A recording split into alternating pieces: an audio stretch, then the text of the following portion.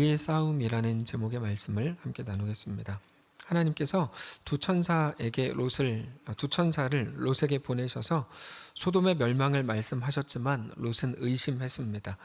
롯이 예비 사위들을 불러놓고 말할 때 그들의 태도에 그 롯의 진지하지 못하고 의심하는 마음이 고스란히 드러납니다. 그들은 하나님의 말씀을 전하는 롯이 농담을 하고 있다고 여겼습니다. 하나님께서는 그 이후에 롯에게 산으로 도망치라고 말씀을 하셨지만 롯은 거기서 또다시 자기 의견을 냅니다. 롯은 항상 자기가 생각할 때 옳은 대로 판단했던 사람인데 그게 이제 불신앙이었습니다. 롯이 생각할 때 산이 아니라 자기 눈에 보이는 작은 성읍으로 도망을 가는 게 좋지 않겠어요? 이렇게 이제 말을 했죠. 보이는 대로 결정하고 싶은 겁니다. 그렇게 나온 길에서 롯의 아내는 뒤를 돌아보지 말라고 하신 하나님의 말씀에 불순종합니다. 그렇게 그 자리에서 소금 기둥이 됩니다. 그렇게 롯은 가까운 성읍이었던 소알성에 도착했습니다.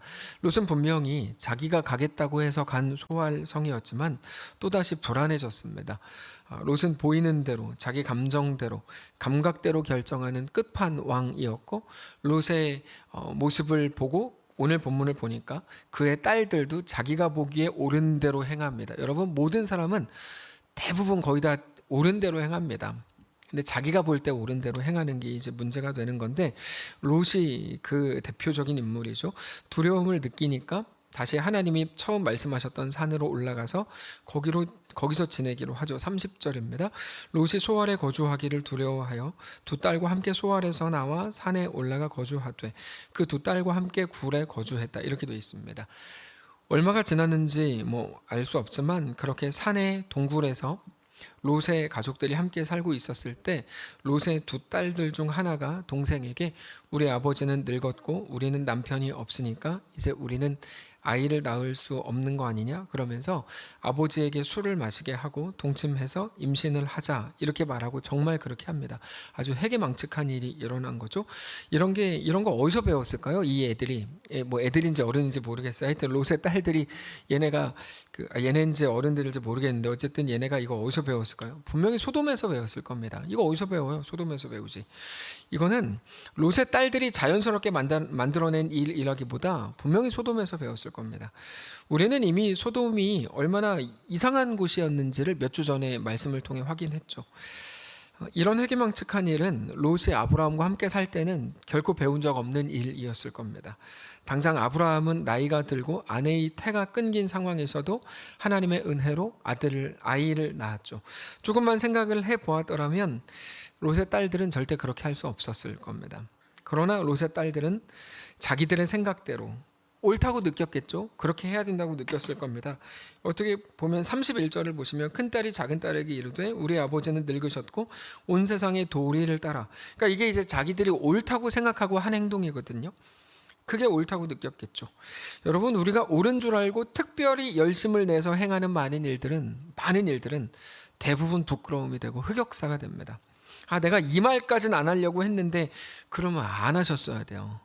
근데 굳이 그때 말을 해서 그게 나중에 이제 흑역사가 되고 후회하는 일들이 얼마나 많아요. 그게 부끄러움이 되는 거죠. 그러니까 롯의 딸들의 이런 판단은 사실 말도 안 되는 건데 그들의 행위 자체도 말이 안 되지만 그들의 그런 믿음 없음이 아브라함에게 행하신 하나님에 대한 믿음이나 이런 것들 아무것도 몰랐던 그 믿음 없음이 그들을 그런 자리까지 끌고 간 거죠. 여러분, 믿음 없음이라는 게 이렇게 무섭습니다. 왜냐하면 그저 또 하나의 세상을 만들고 있는 거죠. 근데 중요한 건 롯입니다. 이런 일들이 두 번이나 자기에게 일어났음에도 불구하고 롯은 그것을 깨닫지 못했다고 성경이 분명히 기록합니다. 33절을 보시면 그 밤에 그들이 아버지에게 술을 마시게 하고 큰딸이 들어가서 아버지와 동침하니라. 그러나 그 아버지는 롯은 그 딸이 눕고 일어나는 것을 깨닫지 못하였더라. 이렇게 되고 35절도 똑같은 내용이 쭉 나오면서 마지막 부분에 그러나 아버지는 그 딸이 눕고 일어나는 것을 깨닫지 못하였더라. 그러니까 롯은 아무것도 몰랐답니다. 이게 핑계가 될지는 모르겠지만 어쨌든 몰랐답니다. 왜 몰랐을까요? 롯이 술에 완전히 취해서 꽐라가 됐기 때문이죠. 그래서 깨닫지 못했던 겁니다. 근데 그가 단지 술을 마셨고 기억하지 못할 만큼 취했다. 이게 전부는 아닙니다. 롯의 중심을 생각해 봐야 되는데 롯은 그냥 취하고 싶었던 겁니다. 왜 취하죠?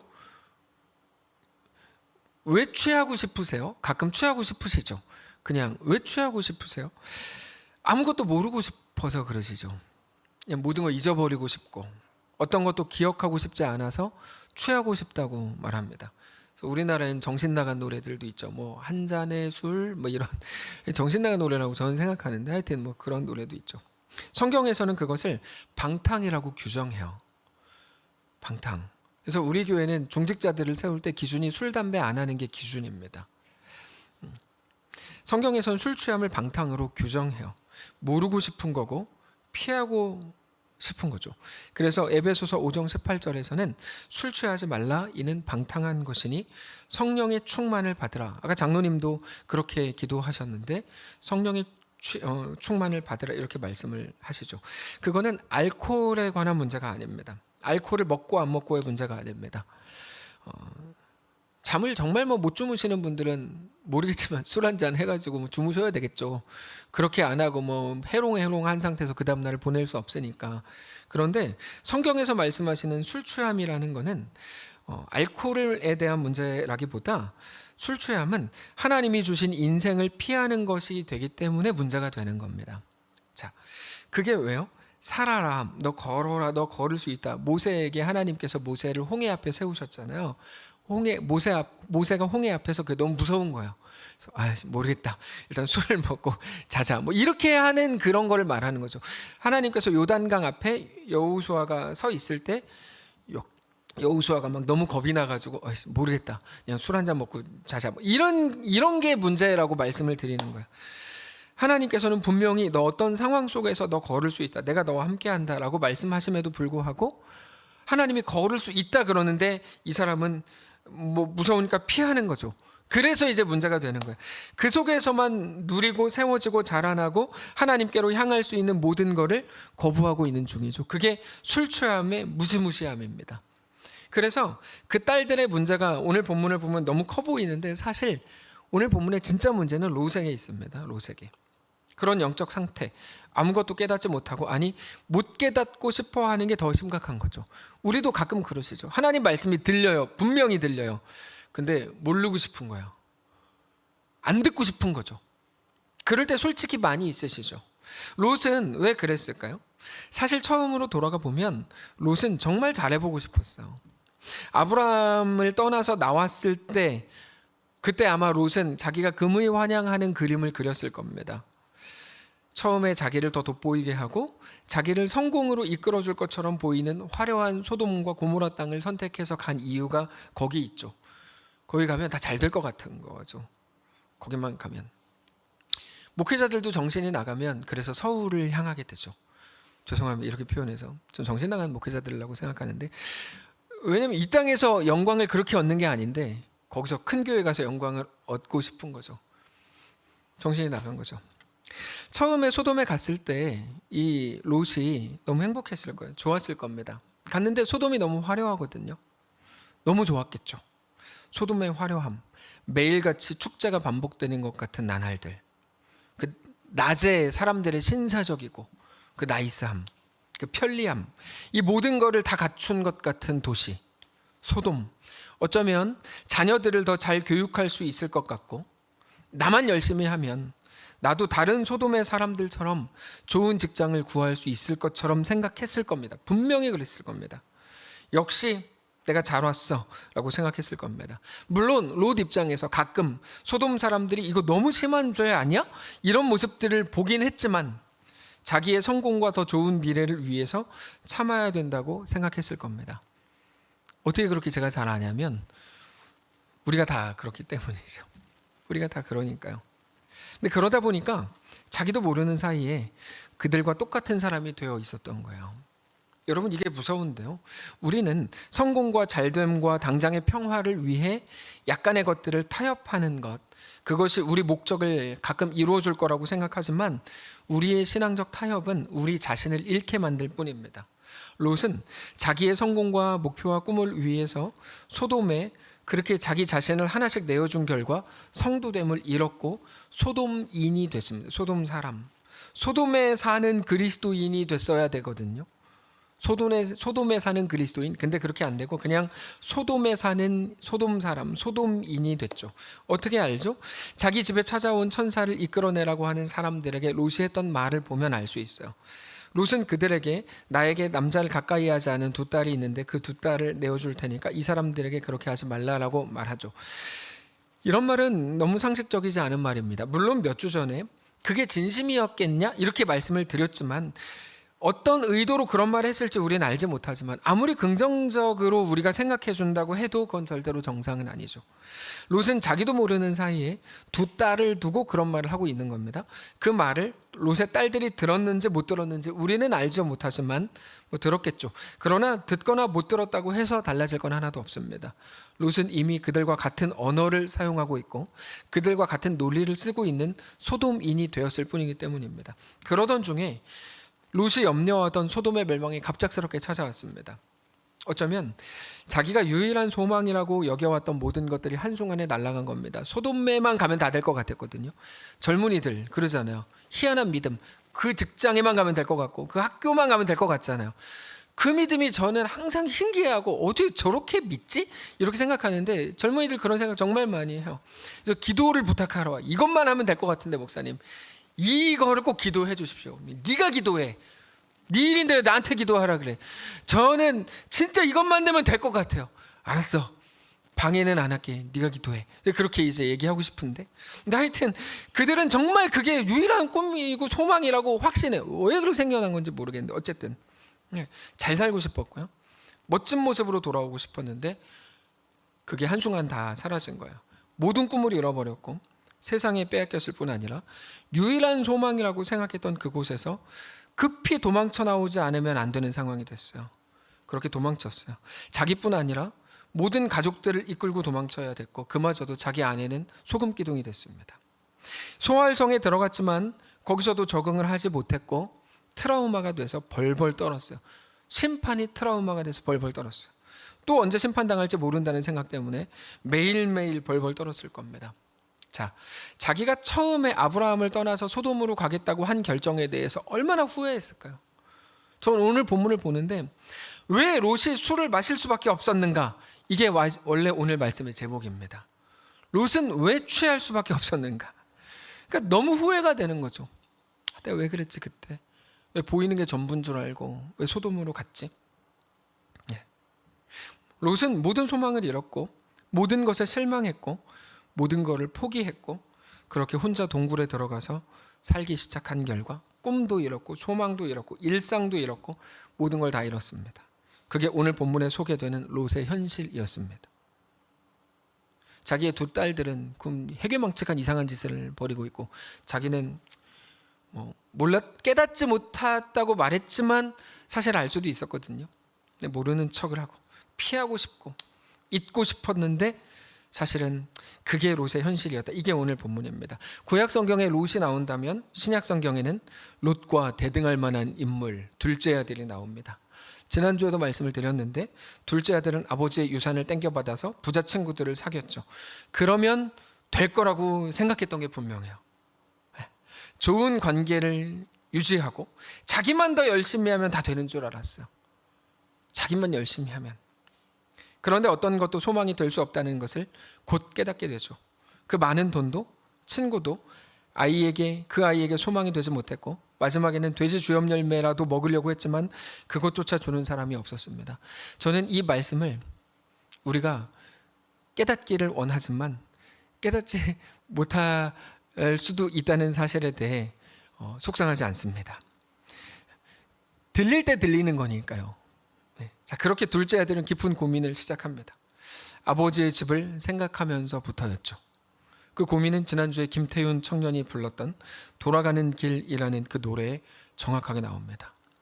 지금 돌아서 가는 이 길을 따라 나는 그렇게 먼 길을 떠났었고 아버지를 등진 채 걸었던 그날의 길을 이젠 세상을 등지고 걷네. 쭉 넘어가서 용서받을 수 있을까? 아니 용서를 구하는 것이 옳은 일인지조차 모르겠지만 여러분 이거는 이 아이가 지금 속에서 싸우고 고민하고 있는 거예요. 내가 돌아갈까? 돌아가서 용서를 구해볼까? 용서를 받을 수 있을까? 용서를 구하는 게 옳은 일인가? 고민하고 속에서 막 치열하게 싸우고 있는 거죠. 물이 저 낮은 바다를 향해 흘러가듯이 나는 이제 내가 떠나온 내 고향으로 흘러간다.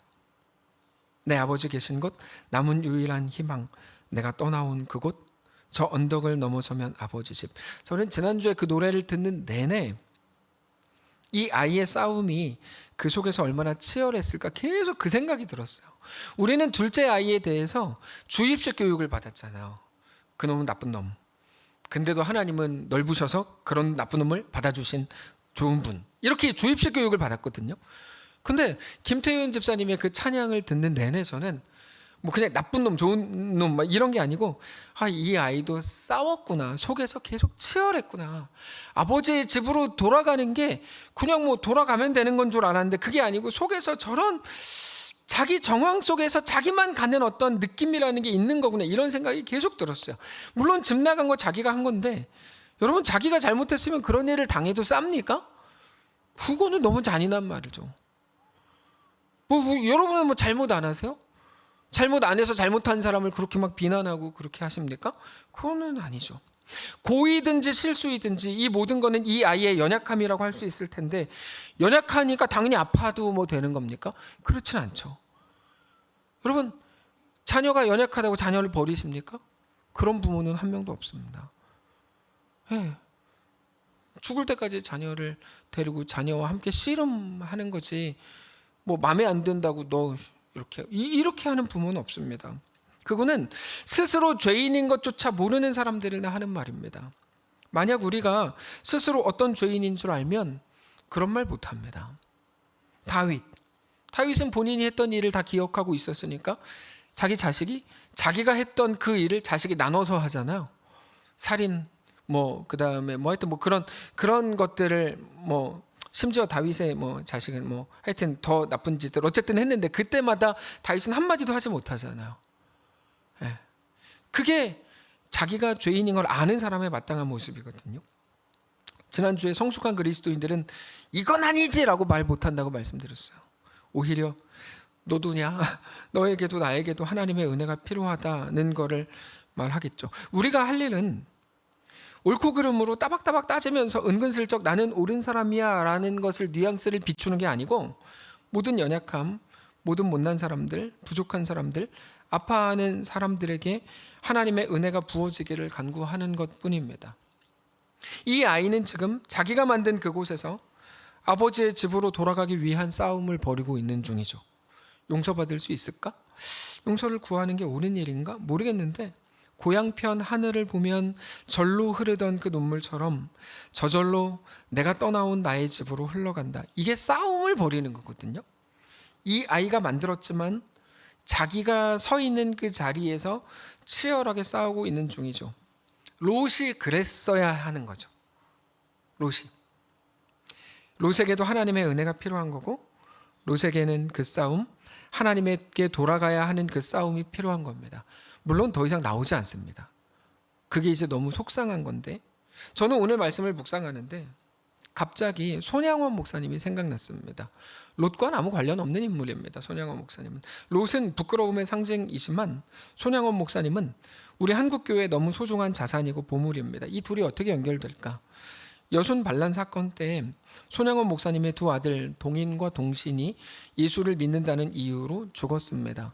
그 공산당이 내려와서 이제 죽였는데 동인 동신을 죽인 죄목은 뭐였냐면 예수 믿는 친미주의자였습니다. 예수를 믿는데 공산당이니까 하여튼 친미다 그래서 죽인 거예요. 그렇게 끌려 나온 두 아들이 안재신이라는 학생의 총에 그렇게 순교했습니다. 오늘은 이 옛날 얘기만 하고 끝날게요. 자, 근데 당시에 손양원 목사님이 애영원 교회에서 예배를 이제 인도하고 설교 중이었는데 두 아들이 갑작스럽게 순교했다는 소식을 설교 중에 들었어요. 근데 설교를 중단하지 않고 끝까지 말씀을 쭉 전합니다. 어떻게 이럴 수 있는지 모르겠어요. 예. 근데 어쨌든 그리고 나서 설교 후에 기도를 하는데 이렇게 기도하셨어요. 하나님 뜻이 계셔서 제 두 아들을 불러가신 것으로 믿고 감사합니다. 하나님 제 두 아들을 죽인 사람 누군지도 모르는데 그의 생명을 보존해 주십시오. 제가 죽이겠습니다. 그렇지 않고 그 생명을 보존해 주십시오. 제가 전도하겠습니다. 그가 그대로 지옥에 가선 안 됩니다. 하나님, 저에게 그를 사랑할 수 있는 마음을 주옵소서. 이게 손양호 목사님의 그때 기도였어요. 저는 손양호 목사님이 우리나라의 뭐 거의 전무후무한 정말 뭐 성자 같은 분인데 이분의 이야기를 들을 때마다 깜짝깜짝 놀래요. 어떻게 그럴 수 있지? 이렇게. 그리고는 며칠 후에 이 목사님이 두 아들의 장례식장에서 모든 사람 앞에서 제가 인사를 하나 해야 되겠습니다 하고 인사한 게 그 유명한 10가지 감사합니다. 뭐 다 아시겠지만 또 읽어드리면, 첫째, 나 같은 죄인의 혈통에서 순교의 자식들이 나오게 하셨으니 하나님 감사합니다. 둘째, 허다한 많은 성도들 중에 어찌 이런 보배들을 주께서 하필 내게 맡기셨는지 그 점 또한 주님 감사합니다. 셋째, 삼남 삼녀 중에서도 가장 아름다운 두 아들 장자와 차자를 바치게 된 나의 축복을 하나님 감사합니다. 이게 가능한 건가? 저는 계속 지금도 그런 생각이 들어요. 넷째, 한 아들의 순교도 귀하다 하거늘 하물며 두 아들의 순교이리요 하나님 감사합니다. 다섯째, 예수 믿다가 누워 죽는 것도 큰 복이라 하거늘 하물며 전도하다 총살 순교 당함이리요 하나님 감사합니다. 여섯째, 미국 유학 가려고 준비하던 내 아들 미국보다 더 좋은 천국에 갔으니 내 마음이 안심되어 하나님 감사합니다. 일곱째가 중요한데요. 나의 사랑하는 두 아들을 총살한 원수를 회개시켜 내 아들을 삼고자 하는 사랑의 마음을 주신 하나님 감사합니다. 여기서 이제 이렇게 발표를 해요. 네. 그리고 여덟째, 아홉째, 열째 뭐 이렇게 쭉 갑니다. 장례 예배가 눈물바다였지만 손양원 목사님은 슬퍼하지 않고 영광일세 영광일세 내가 누릴 영광일세 하고 찬송을 힘차게 불렀다고 기록되어 있습니다. 놀랍죠? 그리고는 장례식 후에 이 손양원 목사님이 10,000원을 감사헌금을 했는데 이때 손양원 목사님이 한 달 사례비가 80원이었습니다. 10,000원은 자기 전 재산이었는데 하나님께 감사헌금으로 냅니다. 그러니까 이분의 이야기를 들을 때마다 우리랑은 너무 우리랑은 하나님 죄송합니다. 여러분과 같지만 저랑은 너무 다르니까 처음에 은혜가 되더라도 나중에 뭐 은혜도 안 되고 뭐야 뭐 이런 생각만 막 드는 거죠. 흉내낼 수조차 없으니까. 멋있는 것밖에 없어요. 인간 같지가 않아요. 저는 거기까지 알고 있었는데 제가 사당동 총신대학교 다닐 때 손양원 목사님의 장녀 손동희 권사님이 우리 학교에 와서 제 수업 시간에, 제 수업이라 그러면 안 되지, 제가 듣던 수업 시간에 와서 강의를 하셨어요. 한 번. 제가 전에 모르던 사실을 알게 됐어요. 그러니까 손양원 목사님 따님이 오셔서 이제 강의를 한번 하셨는데 저는 그냥 멋있게만 알고 있었는데 전혀 다른 이야기. 자기 오빠들을 죽인 사람과 안재선인데, 안시중에도 나쁜 사람이 있네. 근데 하여튼 안재선인데 이제 한 가족이 되어 살아야 했던, 같이 밥 먹고 했었대요. 계속 매일 같이 밥 먹고 같이 살아야 했던 모든 시간들이 너무 힘들었답니다. 그 손동희 권사님의 고백이야. 근데 아버지 손양원 목사님은 자기가 한 결정이니까 그렇다 쳐도 아버지 결정 때문에 남은 4명의 자식들 또 있잖아요. 그들은 오빠, 형을 죽인 사람과 같은 가족이 되어 겪어야 했던, 그게 너무 힘들었다는 거예요. 손양원 목사님이 스라에 3남 3녀를 두었는데 그중에 2이 순교를 한 거니까 4명이 남았죠. 아버지는 용서했는지 몰라도 손동희 권사님은 한 번도 용서한 적이 없대요. 네.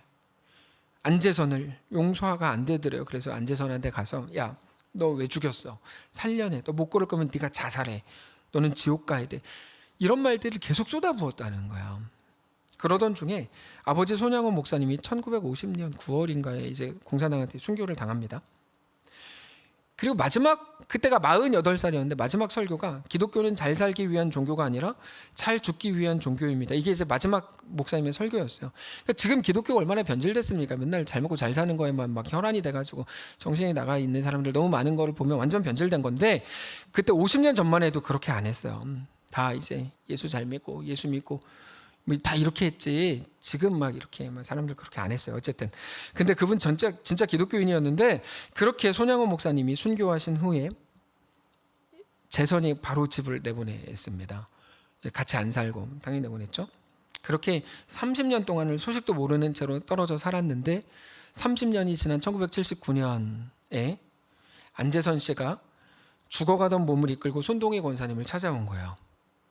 그리고는 지난 세월에 대한 이야기를 막 하면서 서로 막 울고 막 그렇게 했는데 마지막 했던 말이 이거였답니다. 동희야, 나는 지금 죽어가는데 내가 죽으면 곧 하늘나라로 갈 거야. 근데 내가 죽으면 네 오빠한테 가서 무릎 꿇고 사죄할 거야. 이렇게 이제 얘기를 했다는 거예요. 그렇게 말하고 나서 15일 후에 죽었습니다. 안재선 씨가. 그때 손양호 목사님 순교했을 때 나이가 48세였는데 안재선 씨도 48세에 죽었다. 이걸 이제 의미 부여하더군요. 자, 잘 보세요. 세 사람이 나와요. 손양호 목사님, 손동희 권사님, 안재선 씨. 손양호 목사님의 유일한 목표와 꿈은 안재선 씨를 목사 만드는 거였는데 끝내는 안 됐죠. 전도사 사역을 부산에서 잠깐 하다가 이제 다시 평신도로 살다가 이제 죽었는데, 근데 안재선 씨의 아들 안경선 씨가 목사님이 됐어요. 예, 그렇게 뭐 그건 또 다른 역사이고, 어쨌든 이 세 사람, 이 셋은 같은 문제와 같은 아픔을 가지고 같은 곳에서 완전히 다른 삶을 살았어요. 누가 옳았고 누가 틀렸다는 말을 하는 게 아닙니다. 성경은 누가 옳았고 누가 틀렸다고 말하는 책이 아니에요. 성경은 그건 도덕적이고 교훈적으로 푸는 건데 성경은 그걸 우리에게 얘기하려는 게 아니에요. 자, 다 다른데 다 같은 사건을 맞이해야 했어요. 아들의 죽음, 오빠의 죽음, 자기는 이해할 수 없는데 아버지는 용서하셨다고 하는 그 상황, 혹은 안재선은 자기가 직접 죽인 사람들이죠.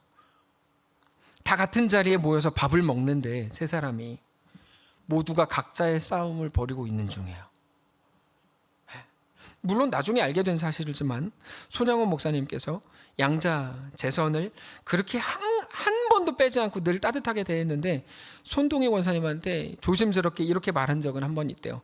양아들 재선이와 마주 앉아 밥을 먹을 땐 돌멩이를 삼키는 것처럼 마음이 괴롭다.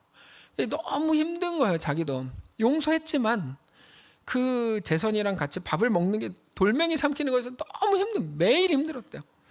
근데 재선 앞에선 언제나 의연했답니다. 그게 그분의 싸움이었던 거죠. 손양호 목사님의 싸움. 자기 오빠들을 죽인 사람을 오빠라고 불러야 되는 손동희 권사님의 싸움. 자기가 죽인 사람들과 그들의 가족과 함께 가족이 돼서 살아야 하는 재선 씨의 싸움.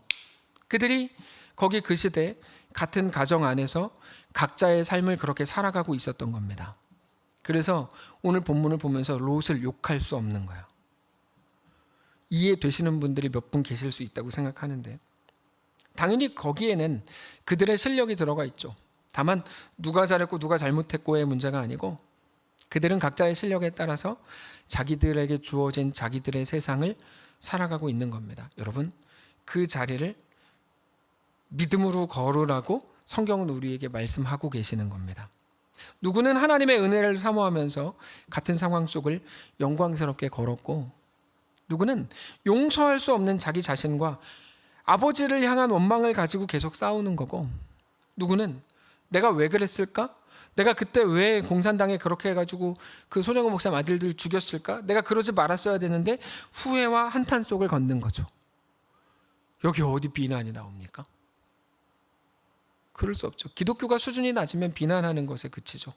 비난하고 칭찬하는 것에 그치는 건 매우 수준이 낮은 겁니다. 하나님은 우리를 그렇게 부르시지 않았습니다. 누가 잘했다, 너희도 잘해서 복받아라. 여러분, 그건 기독교의 메시지가 아닙니다. 우리의 모든 상황 속에서 우리에게만 주어진 우리만의 매우 특별한 정황 속에서 하나님은 우리가 믿음으로 하나님 앞에 살아내기를 요구하시는 거죠. 누구는 하나님의 은혜를 사모하면서, 누구는 용서할 수 없는 자기 자신과, 누구는 이해할 수 없는 아버지의 결정 밑에서, 다만 모든 자리에서 하나님의 은혜가 필요할 뿐입니다. 우리는 그게 얼마나 힘든 싸움인지 너무 잘 압니다. 그래서 둘째 아들을 그저 비난하는 걸로 끝내면 안 되는 겁니다. 그 아이가 얼마나 치열했을까?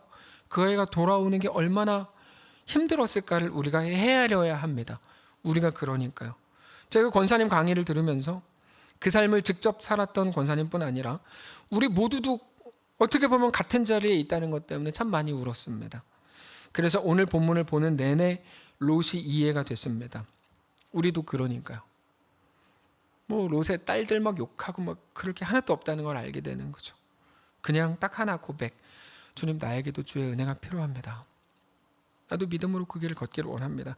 지난 수요일에 권사님께서 대표 기도를 하실 때 계속 그렇게 기도하셨어요. 하나님, 은혜가 필요한 자들이 많습니다. 은혜를 주십시오.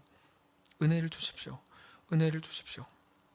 이제 하나님을 믿고 은혜 가운데 거할 일이 우리에게 주어진 것뿐이죠. 사랑하는 성도 여러분, 다만 하나님이 우리에게 맡기신 그 정황 속에서 치열한 싸움을 벌이셔야 합니다.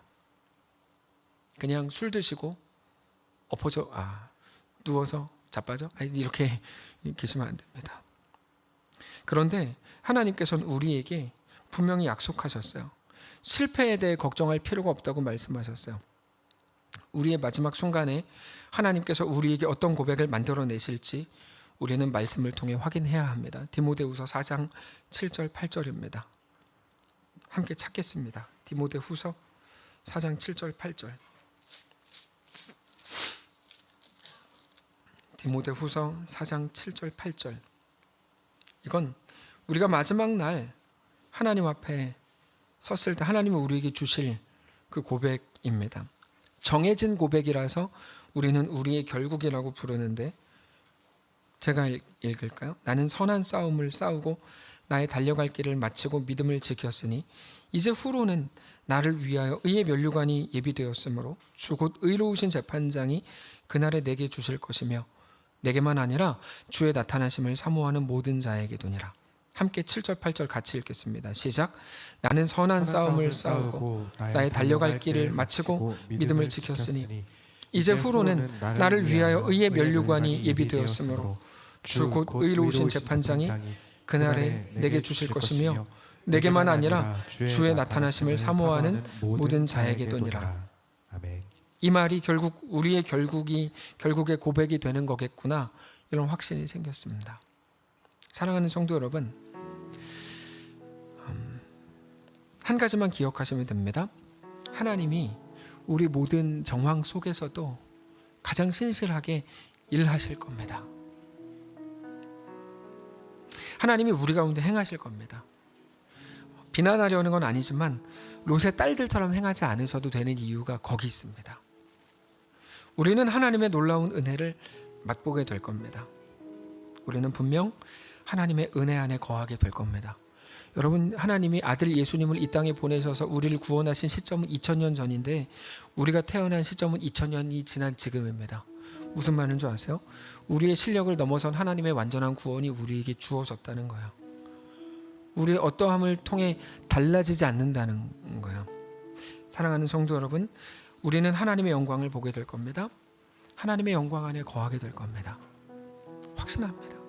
어떤 상황 속에서도 여전히 나로 하여금 십자가의 길, 순종과 충성으로 걸을 수 있게 하신 그것을 통해서 오늘 내가 예수를 믿고 있고 예수 안에 확인된 놀라운 하나님의 사랑을 믿고 있고 바라보고 있고 내가 예수 안에 속했다는 사실을 확인하시기를 원합니다.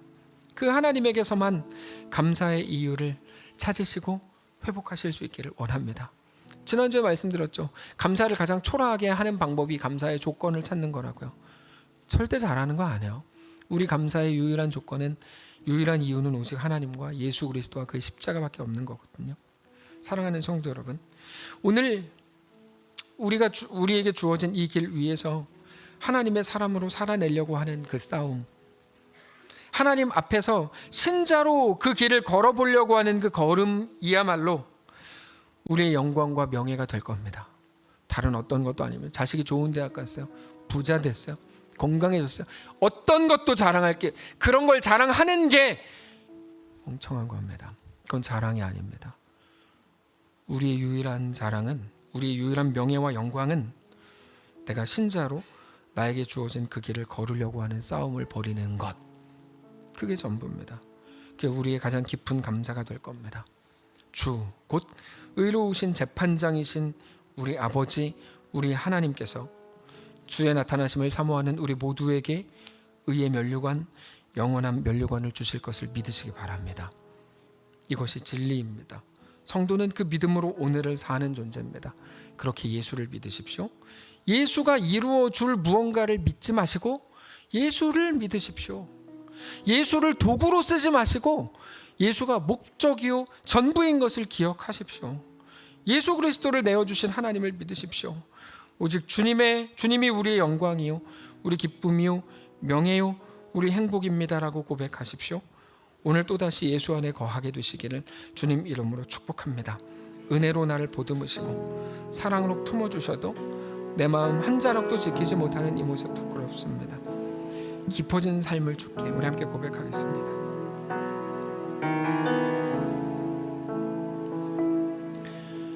은혜로 날 보듬으시고 사랑으로 품어주셔도 내 마음 한 자락도 지키지 못하는 이 모습 부끄럽습니다. 그러나 따뜻한 곁을 내어주신 따뜻한 곁을 내어주신 주님 앞에 나아갑니다. 주님 앞에 나아갑니다. 표현 못할 긍휼로 나를 붙드시는 나 바라봅니다. 매일 마주한 슬픔을 견뎌나가며 매일 마주한 슬픔을 견뎌나가며 주의 마음을 저게 성도의 삶이죠. 두려운 걸음마다 주가 동행하니 두려운 걸음마다 주가 동행하니 주 의지하며 오늘을 건네 주의 신실한 소망을 깊이 담으며 저게 믿음입니다. 담으며 주의 풍요를 채워가네.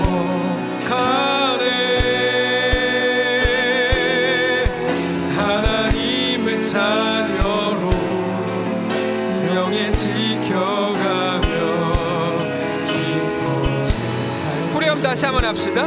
매일 마주한 슬픔을 견뎌나가며 매일 마주한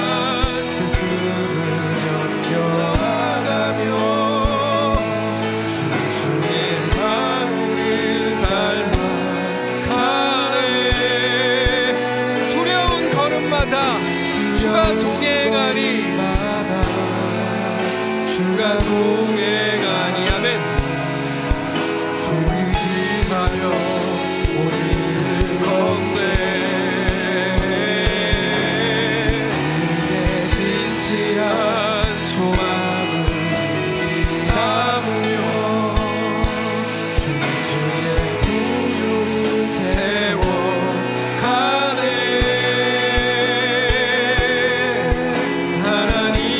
자녀로 명예 지켜가며 기뻐진 삶을 주께 드리네.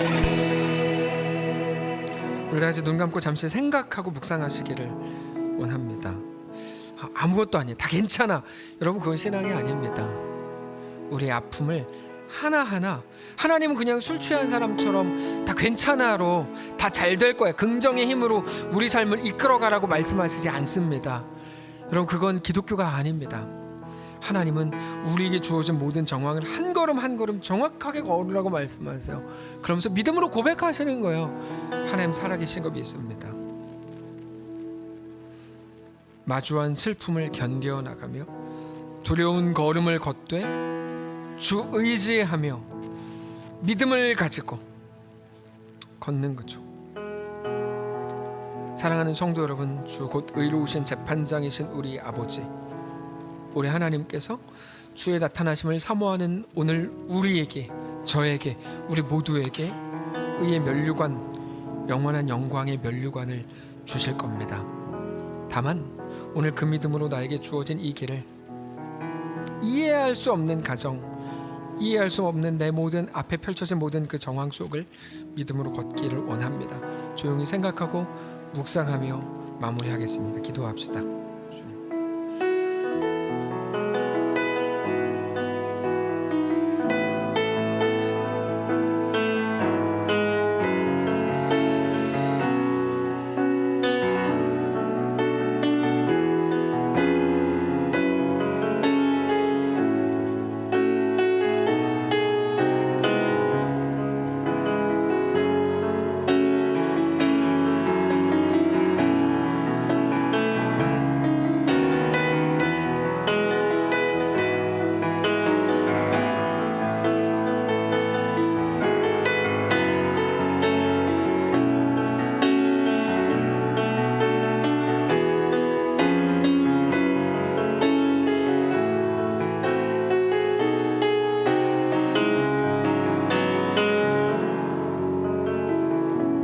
사랑하는 하나님, 늘 소돔에 속아왔습니다.